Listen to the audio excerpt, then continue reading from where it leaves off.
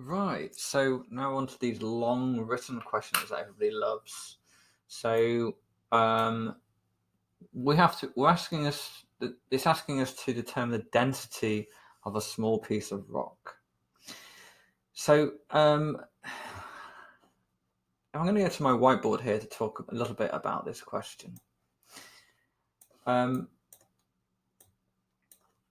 the first thing we need to talk about in this question to get some marks on it basically is that density. Well, one of the things we need to talk about to get some marks is what density is. So density, it can be calculated by the mass of something divided by the volume. If you want it in standard units, the volume would have to be in meters cubed. Well, I'll tell you what, let's not put it in standard units because they probably won't put it in standard units themselves. No.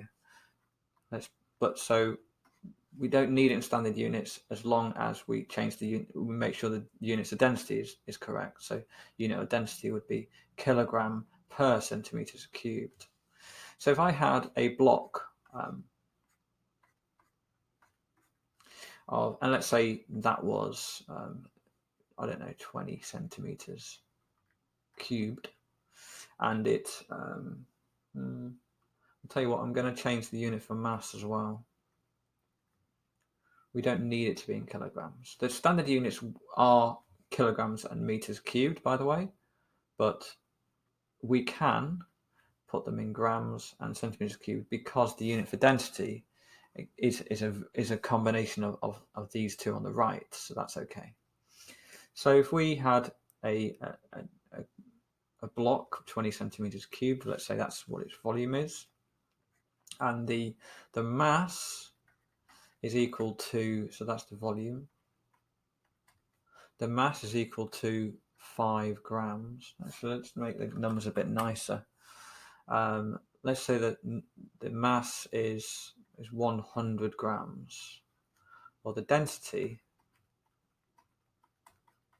would equal to 100 grams divided by 20 centimeters cubed, which is equal to 100 times divided by 20 is 5.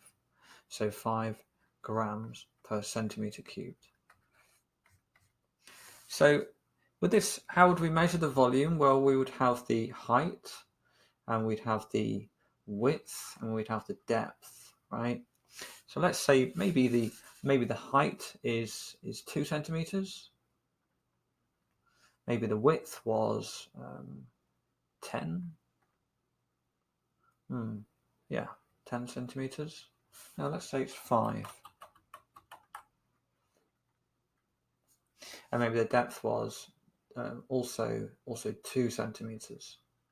So to work out the volume in that case, we would do 2 times 2 times 5, which is equal to 20. And each one being centimeters, so the volume is centimeters cubed. The problem we've got in this case, however, is that it's not a regular shape. You can't get a bit of rock and measure that. It doesn't work. It needs to be regular. This is regular because the sides are parallel with each other, they're right angles, so it's easier. So let's have a look at some. If we imagine, let's get a picture of a rock. So something totally irregular. How would we do that? Well, we can still. There's no problem with weighing it, is there? So you would put it on a scale, and you just read what the scale says, right?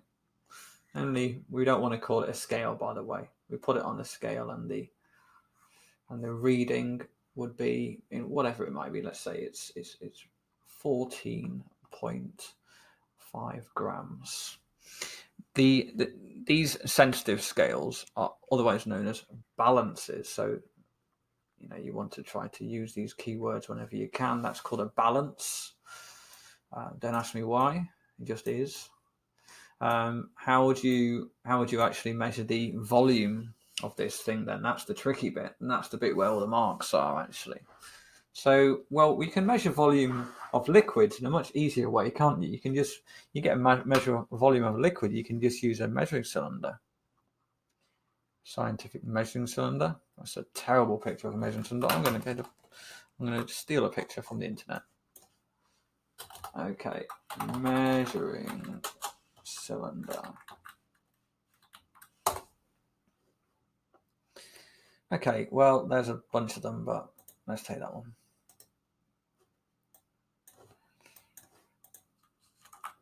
So yeah, you basically put some liquid inside that, and it rises up, and it's the same thing. Now, important thing to know here, by the way, many of you may not know this, but I will now tell you, 1 milliliter is exactly the same as 1 centimeter cubed. And some of these measurement cylinders will actually have centimeters cubed written on them. Maybe they'll have both of them written on there, but it's the same unit. So 1 milliliter is equal to 1 centimeter cubed. Well, that's not much good so far. I mean, I'm just giving you clues here, but we can't put a rock inside. Well, first of all, we'd need the measuring cylinder to be big enough to fit the rock inside.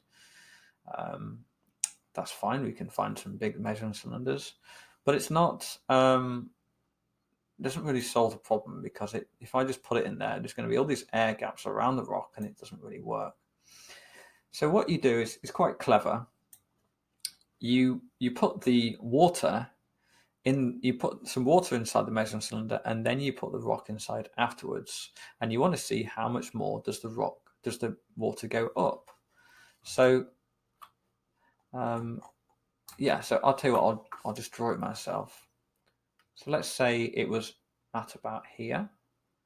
Let's say 150. So the V1, so the original volume before I put anything in, was 150 milliliters, or 150 centimeters cubed.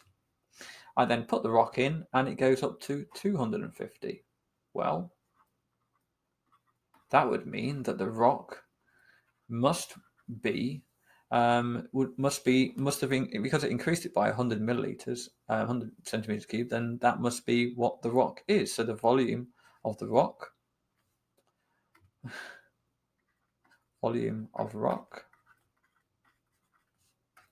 Equals 100 centimeters cubed. So that's what you've got to talk about in that case. Now, so where would you get the marks? So I'll have a look. We'll get the the mark scheme here. So I talked about filling the. I'll tell you what. I'm going to put this on my whiteboard. It's the indicative. Whenever you're marking your own of these kind of like written questions, whenever you're marking your own, it's just the indicative content. That don't worry too much about the other things. If you focus on the indicative content and this stuff here, these bullet points, then you're going to get pretty much all the marks. It's the other marks. The way it sort of describes at the beginning. Let me just show you again. This stuff here is just going to cause more stress than you really need to. I mean, essentially the way it's officially marked is if you're within level 1, you get 1 or 2 marks. If you're within level 2, you get 3 or 4 marks. As long as your question makes sense and you've got lots of indicative content, then you're going to get most of the marks. All right. So part fill and measuring cylinder. Let's go over to part fill and measure. So I talked about that. So filling it partly all the way there. Measure the initial volume, so that's V1. Place the object in the water, yeah. Measure the final volume, yeah. And then you work out the volume of the object by taking it away. So this is where I just realised the actual question. Is actually just talking about the volume. In fact, it will eventually talk about the density, but this bit is just the volume. So the other thing it talked about is a Eureka can.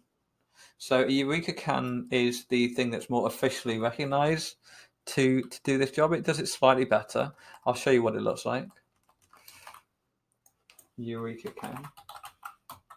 Why is it called Eureka can? Because Archimedes sat in a bath one time and noticed the water level went up and went Eureka.